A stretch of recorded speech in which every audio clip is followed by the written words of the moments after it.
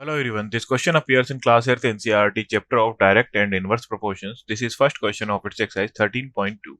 So the question says that which of the following are in inverse proportion? So first, the number of workers on a job and the time to complete the job. So inverse proportion में हमारे पास एक quantity बढ़ती है तो उससे दूसरी quantity घटती है.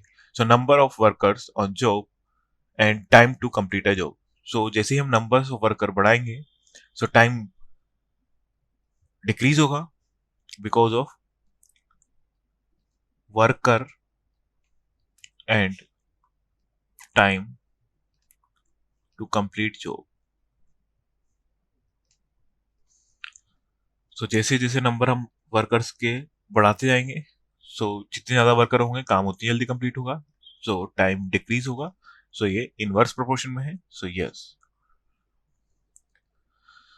The time taken for a journey and the distance travelled in a uniform speed. So अगर हम यूनिफॉर्म स्पीड से चल रहे हैं सो जैसे जैसे टाइम बढ़ेगा वैसे वैसे डिस्टेंस भी बढ़ेगी तो दोनों एक साथ बढ़ रहे हैं सो हो जाएगा डायरेक्ट प्रोपोर्शन में.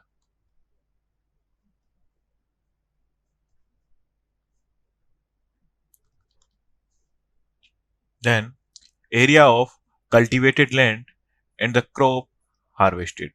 सो कल्टिवेटेड लैंड का हम एरिया बढ़ाएंगे सो हार्वेस्टेड क्रॉप भी हमारी बढ़ेगी, फसल भी बढ़ेगी. सो ये भी हो जाएगा डायरेक्ट प्रोपोर्शन में. दोनों क्वांटिटीज एक साथ बढ़ रही हैं.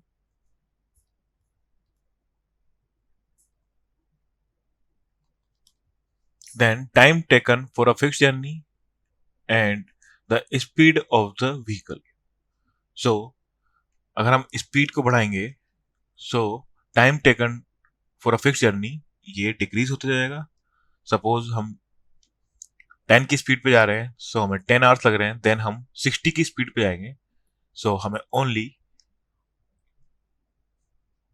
जो टाइम पहले लग रहा था उससे कम लगेगा, 1/6 समथिंग लगेगा.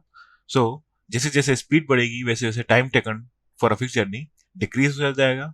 सो एक क्वांटिटी इंक्रीज हो रही है, दूसरी क्वांटिटी डिक्रीज हो रही है. सो हो जाएगा इनवर्स प्रोपोर्शन में. And the population of a country and the area of land per person.